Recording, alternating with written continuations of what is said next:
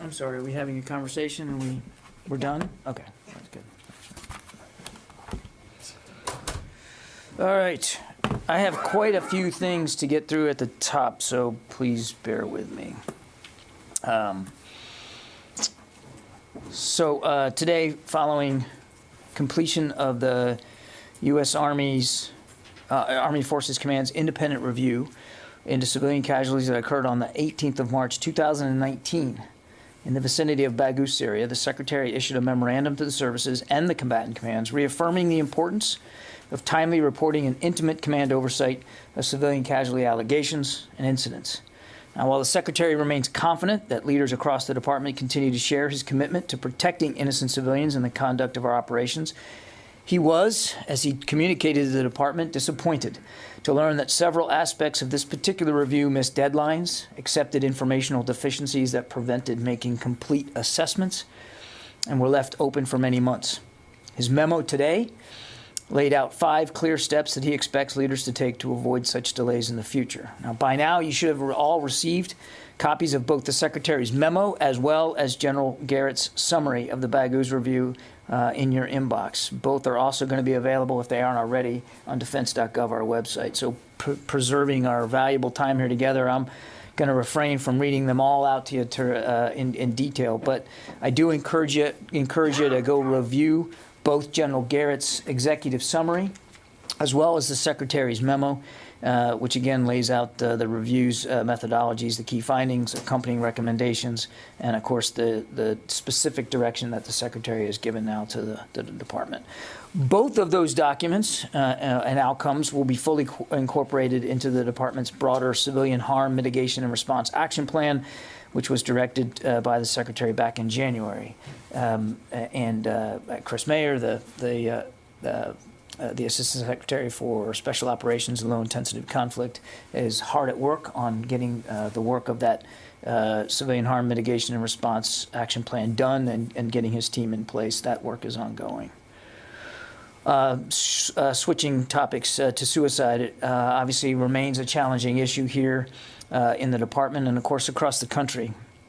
Back in March, you might remember that the Secretary established the Suicide Prevention and Response Independent Review Committee to conduct a comprehensive review of the department's efforts to address and prevent suicide in the military. Today, we're announcing that the committee will be led by Dr. Gail Iwamasa, a leading expert in mental health from the Department of Veterans Affairs. She will be joined by committee members who are experts in their own respective fields and who collectively represent a public health approach to suicide.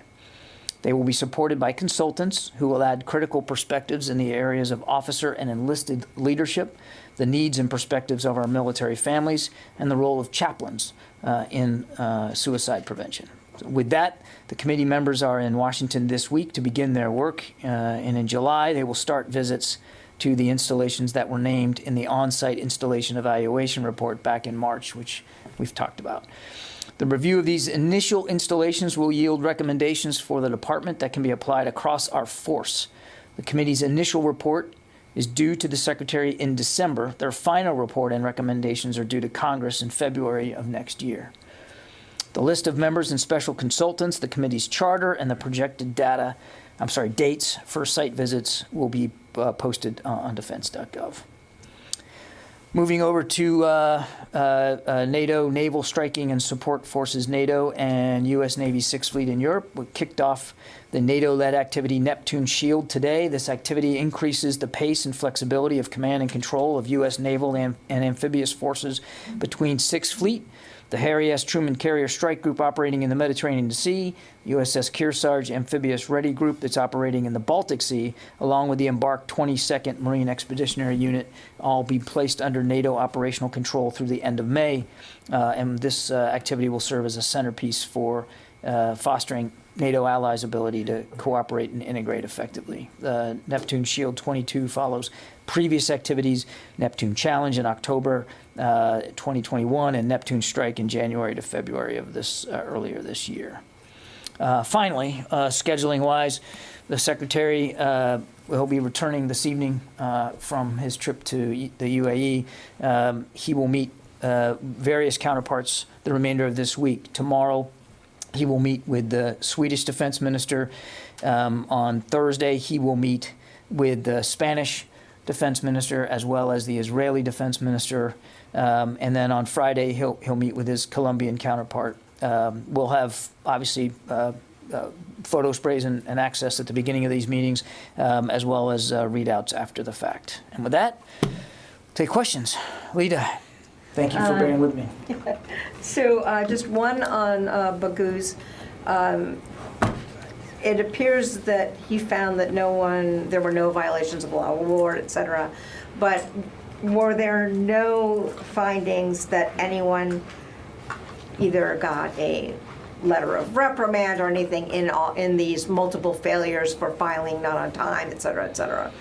No, the General Garrett did not see the need, because of the process, the compliance deficiencies, he did not find a need to have personal accountability for those. Okay, and then just on Ukraine, Mariupol appears either fallen or on the brink of falling. What is the U.S. assessment of sort of the impact of that at this point? And do you believe that the city is actually now under complete Russian control? I would point you back to what the Ukrainian Ministry of Defense said themselves, which is that the combat mission in Mariupol has ended. I think we certainly would defer to them, the Ukrainians, to define what's going on there. And look, no question that the civilians that were stuck there at the plant, who have finally been able to get out, and the soldiers that continued to resist there, did so bravely and skillfully, and it's quite admirable to think how long they were able to hold out. And President Zelensky referred to them as heroes. I think we would all agree with that. What this means is difficult to know at this particular time, and I want to be careful not to speak to Russian intent here or their planning process. But we have long talked about the significance of Mariupol as a major economic port on the Sea of Azov, and also geographically relevant to the fighting in the east, sort of at the southern end of the of where the Donbass region cuts across the extreme east of Ukraine. And we have long talked about the fact that we believe the Russians were going to try to encircle Ukrainian troops that are in the Donbass region and in the east, and to be able to free up forces to do that from the south meant Mariupol was important to them. So again, I'll let the Ukrainians speak to the mission itself, but it's clear that the Russians still have an intent here to encircle and to occupy the Donbass and the eastern part of the country. I would add, Lita, that they have not succeeded in that. Mariupol aside, the fighting still goes on in the Donbass. There's a lot of back and forth. It's a very, as we say at the Pentagon, it's a kinetic fight. There's a lot going on still there, and the Ukrainians are still putting up a very stiff resistance in towns and villages throughout the Donbass. Jen? John, in terms of these reports, going back to the Baghouz report, how come nobody is ever punished when these reports come out? There's never any accountability. Jen, I think, and you've been covering the Pentagon a long time, you know that we take leadership and accountability very seriously here. I'm not going to, I couldn't begin and wouldn't try to chronicle every single incident of civilian casualties over the past years and the example. What I can talk about here today is Baghouz. And the reason why the Secretary wanted a 4-star who wasn't connected to the operation in any way to review it was to make sure that we got it right in terms of how this operation was conducted and how it was investigated and dealt with after the fact. And he has complete trust and confidence in the work that General Garrett did. And General Garrett looked at this exhaustively over the course of many months to make sure that he could properly understand what happened. And he did not find, and he's laid it out in that exec sum that you can see for yourself. He did not find that anybody acted outside the law of war, that there was no malicious intent, that the ground force commander given the information he had at the time, made the best decisions he could in the moment against a very aggressive ISIS force. And he also found that after the fact, there were deficiencies in the way this was investigated and processed. So I think while we don't always get everything right, we do try to improve. We do try to be as transparent as we can about what we learn, and we're standing up here taking questions about it. And not that I don't want to. Well, I'll just leave it at that. And just as a follow-up, there's a new DoD IG report on Afghanistan. There are a series of reports about to come out about the withdrawal from Afghanistan. And one of the conclusions is that ISIS-K is on the rise there in recruiting, and that there's an assessment that in the next 12 to 24 months, this is a CENTCOM assessment, that the Al-Qaeda will be given greater freedom of movement by the Taliban in Afghanistan. Doesn't this suggest that the withdrawal was a mistake, was a failure, and what are you going to do about it with the rise of Al-Qaeda and ISIS-K being documented in your own DoD IG report? We had long said that it was possible that groups like ISIS-K and even Al-Qaeda could try to find a renewed foothold in Afghanistan with our departure from Afghanistan. But I don't believe that we would at all agree that our departure from Afghanistan was a mistake. Our troops had fought there for 20 years, had accomplished the mission for which they were sent. There has been no 9/11-like attack on the United States since the attack that emanated from Afghanistan. And in the process, we've certainly made improvements in Afghanistan. We've talked about this so much since the summertime, Jen, but the president made the absolute right decision that it was time for that war to end, time to bring the rest of those troops home, and that staying and therefore violating the Doha Agreement was only going to require putting more troops back in contact with the Taliban and lead to an extension of a war. But this says on page 14, the DIA, Defense Intelligence Agency, assesses that ISIS-K could direct attacks against the U.S. homeland within the next year. That seems to me like a problem. We've noted that groups like ISIS-K could try to reconstitute themselves, and that's why we're working continually on making sure we've got a strong over-the-horizon counterterrorism capabilities, why we're working with partner nations to be able to do that. And it's not like we don't, it's not like, I mean, you just read something right from DIA, from the Defense Intelligence Agency, which ought to tell you exactly my point, which is we are watching this. We are monitoring this. We're not just sitting idly by waiting for another group to be able to develop a capability. And we have over-the-horizon capabilities to deal with that. You don't have anyone on the ground, and so you're going to have more CIVCAS, which is related to the Baghouz report. Why would we have more CIVCAS? Because if you don't have anyone on the ground to actually spot, how are you going to go after? Again, Jen, we've talked about the fact that over-the-horizon counterterrorism is going to be more difficult. It's not impossible, but it is going to be more difficult. And I actually take issue with the presumption that just because we don't have people on the ground, that's going to lead to more civilian casualties. We haven't done a strike in Afghanistan since we left. We haven't felt the need to do that. And it's not about hitting every single terrorist in Afghanistan anytime you want. It's about metering over-the-horizon capabilities for direct threats and attacks to our interests and to our country, and we just haven't seen that materialize yet. But the fact that you read it from DIA tells you, or should tell you, that we are keeping an eye on this. We are watching this, and that's not all that different than what General Milley or Secretary Austin said months ago in congressional testimony. Yeah, Orrin. John, this report focuses on the Baghouz strike, but if you look back at Afghanistan, even with the Secretary's focus on civilian casualties, there appears to be a pattern emerging here of no one being held accountable.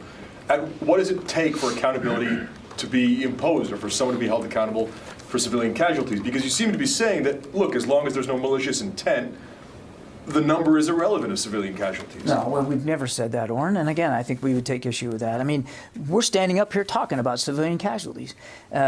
You don't see that coming out of Ukraine. You don't see that coming out of the Russian Ministry of Defense.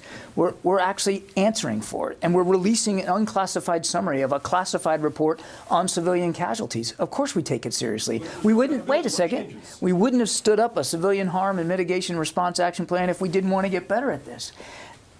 But in the accountability business, and again, I'm not going to relitigate every single incident of civilian casualties, but it's war, it's combat.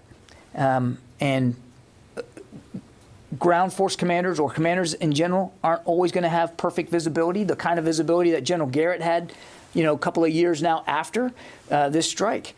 And we have to have a high bar for accountability on something like this, given that it was in the midst of combat, in the fog of war.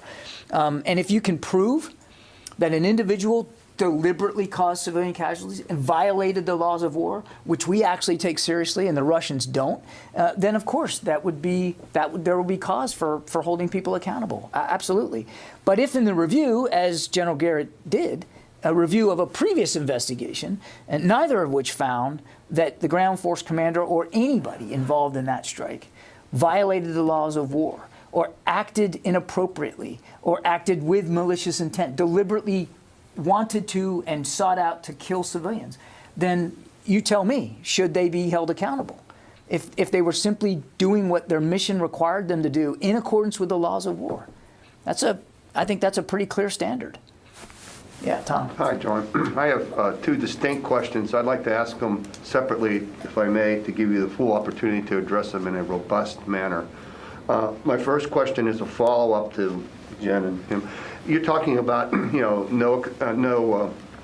review of what happened and no violations of the law of war. I want to focus on what you said about Secretary Austin being upset, and I'm paraphrasing slightly, upset at the lack of timeliness and some of the reporting that went on by the individuals involved in the Syria strike. He said he was disappointed. Disappointed. Okay, thank you. Those individuals, in other words, those individuals at the time, not those involved in making the decisions on the field, which you've addressed, but those individuals who failed to be timely in their reporting, sloppy in their reporting, etc., in their reporting, could they be held accountable for that type of action? It's a hypothetical question, Tom. I mean, yes, it is. You have a report Tom, now, and Tom. we're talking about accountability. Tom, your question says, could they be held accountable? That's a hypothetical when you ask it that way. Could they? How about that? The Secretary's comfortable with the work that General Garrett did, and that there were deficiencies that were not only individualistic, but process deficiencies as well. And that's why, and he is holding the department accountable. If you look at his memo, he's ordering the department to on 5 key ways to make ourselves all more accountable to the actual process deficiencies that were conducted in this case. But at the moment, I had a second one on another topic. You mentioned the Israeli defense minister will be here later, is planning to be here later this week. Today, the Israeli military launched a 3-week exercise called Chariots of Fire. To be clear, I'm not going to ask you to share intelligence from the podium or anything like that, but I am curious, since this drill is underway, what relationship does the Pentagon have, like when Israel conducts drills like the one going on at the moment, in sharing information, observing, that type of thing? I'm not tracking any role for us in this. Generally speaking, I said, do we send observers when the Israeli military conduct drills? I don't know, Tom. I mean, every nation's military is entitled to exercise and to train and to improve their capabilities. We have exercised and trained with Israeli defense forces. We have a strong partnership with them, a strong military-to-military relationship. I do not know what role, if any, we have as observers or involved at all in this exercise. The Israelis just put out that the U.S. Air Force would be involved. I don't have that. Okay, that you got something I don't have then. Well, I mean, I don't know that. That's just what the I don't know. alert. I'll take the question and get back to you. You got me on that one. I wasn't prepared for that one. Okay, so. On Baghuz strike, John, you made several times when we talk about this strike, you compared U.S. treatment to the civilian casualty claims to the Russian treatment to these types of operations. In Mariupol, we have seen Russians striking a building where kids and civilians were, and we have been reporting about this. That could be a war crime. But in this case, we have seen that the women, children are being killed. Yes, you are coming up speaking to these issues in a transparent way, but that doesn't change the fact that the United States military have killed dozens of kids and women. Why are you making a comparison with the Russians and just trying to justify the United States? Not trying to justify anything. Not at all. The difference is we're admitting that, yes, we killed some innocent civilians, women and children, in 2019 in Baghouz, Syria. It's all out there for you to see. We're admitting that we made those mistakes, that we killed, that our operations ended up in the killing of innocent people. And we do it, and when we, in other instances, have been able to prove that, we've been able to say that. But I do think it's important to note the difference here, and I make no apologies for this. Here I am up here, standing here, reading out the results of a review of an investigation of an incident that happened, what, 3 years ago in Syria, with as much detail as we can, and with as much openness and transparency as we can. And you talked about Mariupol, and you can look at places like Bucha, and Kyiv, and Chernihiv, and Kharkiv. We can go on and on and on about how many thousands of Ukrainian innocent people have been killed and wounded and flung into refuge by a reckless and unprovoked invasion from another nation, in this case Russia, with zero discussion or zero admission of their own guilt in that. Zero recognition that they and their soldiers have committed war crimes. Now again, I'm not trying to deflect this. We're up here talking about it, and I'll stand up here all day and we can talk about Baghouz as long as you want. And the documents are going to be in your inbox if they aren't already. You can look at it yourself. We'll stand up and talk about Baghouz all you want, and I'm happy to admit that we have got work to do. And that's why the Secretary, again, publicly stood up a whole team just to get better at civilian harm mitigation. But I don't think it's inappropriate for us in this day and moment, at this particular time, to not consider what's going on in Ukraine by the Russians at their hand. I do think that that's a fair thing to put into some context here. That's the difference between a responsible modern military and an irresponsible modern military. Yeah, but as long as there is no accountability, what is the meaning of speaking all day or publishing all these pages by pages of reports? We are holding ourselves accountable. We're letting you see everything. Now, did anybody get fired because of Baghouz? No. But it's not because we're trying to protect careers. General Garrett had a completely independent look at this strike, Kasim. I can't change the facts. I didn't do the review. He did. And the Secretary chose a 4-star who was completely separate from this to go look at this. And he came back and said that there were no violations of law of war. There was no need to hold somebody personally accountable for what happened that day. I mean, again, I think it's important to remember the ground force commander had certain information available to him. Information, and that Garrett had information in hindsight that he didn't have. But given the information that he had at the time, he made the best decisions he could in the fog of war, in the midst of combat, against a very determined enemy in a concentrated part of territory in Syria, who were fighting very, very aggressively against our SDF counterparts. You make the best decisions you can in war. Do you get it right every time? No. And that's regrettable for all of us. We actually do feel bad about this. But I don't think it's at all a statement that we're not holding ourselves accountable. We are. And the Secretary wouldn't have sent a memo today ordering changes to the way we handle these processes if we weren't willing to hold ourselves accountable. Why isn't General Garrett here answering the questions, John? I think that we've been as transparent as we can be here, Jen. I mean, it seems like he and the ground commander, those would be the people who should answer the questions.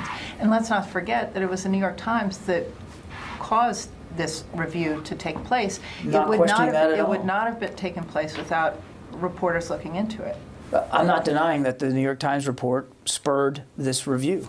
I mean, that's one of the most valuable things about a free press is you find things out that maybe we weren't aware of, and you make us think a little bit harder about it. You make us dive a little deeper in that, and that's, that's to the press's credit.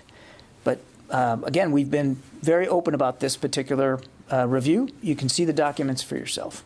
Yeah, Joel. Hey, John, thanks. 2 questions here. You mentioned Neptune Shield. Has that exercise been modified in any way in light of the ongoing conflict in Ukraine? And also, there's a Balt Ops exercise that usually happens in June.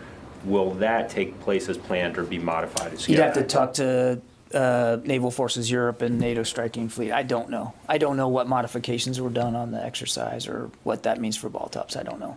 Okay, and Greek media is reporting that Greece is seeking to be part of the F-35 program and that Lockheed is also interested in Greece joining. Does the Pentagon support Greece buying the F-35? Refer you to my State Department colleagues. They handle all foreign military sales. Why is that funny? I think it's great because I knew it was coming, that's all. I just love it. Boom. I always like to time it between the end of the question and that response. It's just fun. Fair enough. I'm glad that's good for you. Yeah. I would like to go back to the Sixth Fleet. The Kearsarge group is expected to arrive in Stockholm very shortly. First, can you confirm that? And second, is it linked to the fact that Sweden has started the process to join NATO? I don't think there's any connection between a port visit and Sweden's decision to seek NATO membership. I won't talk about ship schedules, though. I mean, I don't think we have ever gotten in the business of talking about exact schedules for ships and port visits.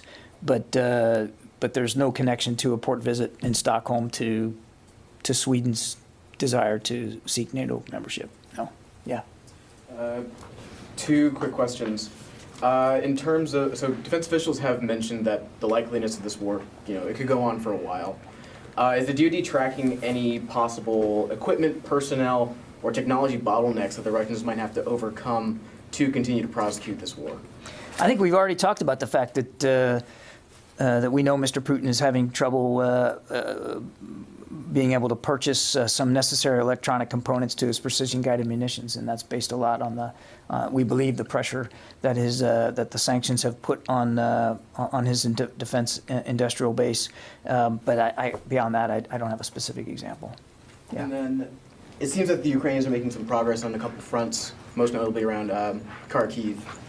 After the Shogu call, Austin mentioned that there should be calls for a ceasefire. The UK has said that's a little too early. Do you think that a possible ceasefire could actually harm the Ukrainian counteroffensive in some of these areas? I think we all want to see the fighting end, and that's what the Secretary is referring to, an end to the conflict. What we're doing in the meantime is trying to provide as many advantages to the Ukrainian armed forces as we can so that they are in a better position on the battlefield. And should there be a negotiation, a negotiated end to it, that they're in a better position at the negotiating table as well. Motion. Can you tell us about the Secretary of the Navy's visit to the USS George Washington today? What his message was to sailors and what he wanted the sailors to know? Also, did he take questions? What were some of the concerns that were raised by sailors during the visit? My understanding is that the Secretary wanted to get a chance to personally talk to sailors and to leadership at aboard the ship to get a handle on what they're doing to accommodate the needs of sailors that are working in this environment. I know that many sailors have moved off the ship. I think almost all by now have moved off the ship, and I think Secretary Del Toro wanted to see eyes on for himself what the conditions are on the ship, get a chance to talk to sailors and hear their concerns. My understanding, I wasn't there most, but my understanding was he did get a chance to talk directly with sailors and to hear their concerns. Look, they've got an investigation going on into the loss of life there on the George Washington, and obviously we don't want to get ahead of that, but it's clear that Navy leadership is taking this issue very seriously. Was there any indication of a change in mood or atmosphere on the ship in recent weeks? And can you talk a little bit more about what the Navy's doing to make sure that sailors are more comfortable and that they're getting access to mental health? I can't speak to the mood on the ship. I'd refer you to Navy officials to talk about what the crew's morale is right now. Look, I've served on 3 ships. Each one of the 3 ships I served on had a yard period. Nothing like a refueling for an aircraft carrier. That takes years. That's a much different environment. But a shipyard period, that's hard for any sailor. And when you join the Navy, you join to exercise your skills, and you want to do that at sea. So it's tough duty.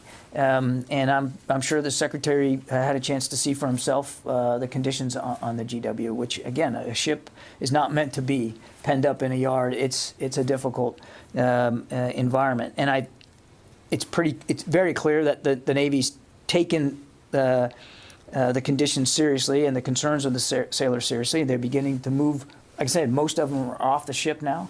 Some of them were living on there. They're moving them off, and they're finding accommodations for them, and they're making available to them mental health counseling and support, making it clear to the crew that that it's a strength, not a weakness, to ask for support, and they're making that support available to them. But again, for more detail on what's going on in the ship, I'd point you to the Navy. Yeah, I haven't gotten anybody on the phone here. Phil Stewart. Hey, John. Real quick, on the August 29th strike in Kabul, have the families of the victims received any condolence payments yet? Have anybody brought to the United States? If you could update us on that. And sorry if I missed something on that. And then secondly, there have been reports that Putin is taking personal control or command of some aspects of this war, perhaps out of frustration with his progress. Could you comment on that? Thanks. Second question. On your first question, I don't have anything to report with respect to ex gratia payments or transportation of the family from Afghanistan at this point. What was your second question? About Putin and whether or not he is personally kind of getting involved in managing the war. Again, Phil, we don't have perfect visibility into the upper levels of command of the Russian military. He is, as president of the Russian Federation, he is ultimately in charge of his military. We know that that he was involved in the planning of this invasion from the very earliest days, and we know that that he has remained in contact with his senior civilian and military leaders throughout it. Now, exactly what he's hearing from them, how accurate that is, and how that affects whatever decisions he's making, we couldn't say. Jeff Selden. John, thanks very much for doing this. Question regarding the Inspector General report on Afghanistan, which warned that the Taliban might start to loosen restrictions on al-Qaeda. How worried is the Pentagon that the Taliban are preparing to go back on their word from the Doha Agreement? And the report also talked about the Taliban making what it called incremental gains with repairing and deploying some of the aircraft that the Taliban captured. How big of a concern is that to regional stability moving forward? On al-Qaeda, we've long said that we're going to judge the Taliban by what they do, not what they say, and we have acknowledged that, as I said earlier, that al-Qaeda could try to achieve a stronger foothold in Afghanistan. It's not like they weren't there before; they were, and one of the things that we were watching for before the president's decision to order the removal of troops from Afghanistan was, in fact, the degree to which the Taliban were abiding by their Doha commitments to not provide safe haven to al-Qaeda, and we weren't able to ascertain 100% that they were willing and able to do that. So we're watching this as closely as we can. Is it of concern? Of course it's of concern. Nobody wants to see al-Qaeda regain any kind of tangible footprint in Afghanistan or any ability to plan or attack outside the region again. That's why we're monitoring it. That's why we're closely watching it. That's why we're continuing to work on an over-the-horizon counterterrorism capability. On the aircraft thing, I haven't seen that part of the report, so I'm just going to take your question and we'll see if we can get you a better answer. But I'll leave it at that. Mike Brest, Washington. Hi, thank you. CENTCOM told the New York Times at the time they came out with their piece on the Syrian strike that there were 16 confirmed fighters among the 80 that died. Only 4 were civilians. Can you speak to the other 60 people who CENTCOM couldn't identify as either a friendly or a fighter, and address if we know how many civilian casualties were even in the strike? I'm not going to relitigate the investigation. General Garrett did a review of the investigation. What I can tell you was that there was a total of 73 casualties. 52 enemies were killed in action. Of those 52, 51 were adult males, 1 was a child. 2 enemies were wounded in action, both were males. 4 civilians were killed, 1 female and 3 children, and 15 civilians were wounded, 11 women and 4 children. That was the result of General Garrett's review of the CENTCOM investigation. Karen from Washington Post. That was actually my exact question about the if we knew the actual numbers of fatalities and casualties. And it's I have a lot of numbers there, so we're good. Shogul. Thank you. During today's UAP hearing, a congressman asked whether the Defense Department has the capability to monitor for UAPs underwater. The congressman was told this was a matter for a closed session. So I was hoping to reframe his question. Is DOD looking for UAPs underwater? I'm not going to even attempt that one, Jeff. If it's a matter for a closed session with Congress, I think you can understand why we wouldn't be talking about that from the podium. Okay, Gordon. I was asking a question back on accountability. I think what fuels a lot of the questions is this idea that even when the Pentagon chooses an independent 4-star, separate from the operation and all that, the person is still cut from the same cloth, culture, and the rest of it. Has the Secretary given any thought to like further distancing some of these reviews, which are critical to your own scrutiny of these operations, away from, as best or more so, from the culture and the operations that look, I think it's got to be a balance, but somebody also has to be informed and educated and experienced in military operations as well. So look, he stood up a civilian harm mitigation and response action plan. Secretary Mayer is putting that team together. I suspect that they're going to look at a whole range of things that we can do better to both prevent civilian harm and then to properly investigate ourselves afterward. So I don't want to get ahead of that work. They might very well find that that as we review investigations, maybe that could be done differently. I don't know. But the Secretary had ultimate trust and confidence, complete trust and confidence in General Garrett's ability to do this, given his own lengthy experience in the military and his distance from this. He wasn't involved in this and was able to be objective about it. Look, I understand the questions about accountability. I get it. We take each one as it comes, and each one, if it's not properly investigated, you've seen us be willing to go back in and reinvestigate it. And that includes the 29 August airstrike in Kabul. In war, not every decision goes exactly as you predict it will. Not every action you take has all the effects that you want it to have. And as hard as we work, and I'll say it again, no other military in the world works harder than the United States military to prevent to not cause civilian harm. It's impossible to get to zero in every case during every conflict. It's just impossible. The difference is that we do hold ourselves accountable. I know you don't think we do because nobody got fired, but the department holds itself accountable because we're actually investigating these things. And even when we don't think the investigation maybe it needs to be looked at again, we look at it again. And then we make those results public. We talk about it. We answer questions about it. That's holding ourselves to account. I get it. I understand it. You know, there are some who would like to see, you know, jobs lost, positions fired, and we're not afraid to do that in many cases throughout the department. But it's war, and the decisions we make, we want to look and see if those decisions were the right ones in the moment, with the information that they had available to them, with the actual, tangible, lethal threat in their face. And in this case, and I'm not going to relitigate every case, but in this case, General Garrett found that the ground force commander made the best decisions that he could, given the information he had at the time, given a very lethal, very aggressive ISIS threat in a very confined space. And it is deeply regrettable. We deeply regret We apologize for the loss of innocent life that was taken in this particular strike. It matters to us. It matters so much to us that the Secretary of Defense wanted a review of this investigation done, and the Secretary of Defense personally has now issued guidance to the department to get better at the deficiencies that General Garrett found.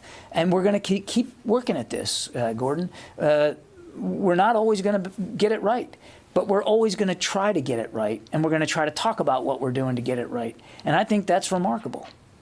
Okay, thank you.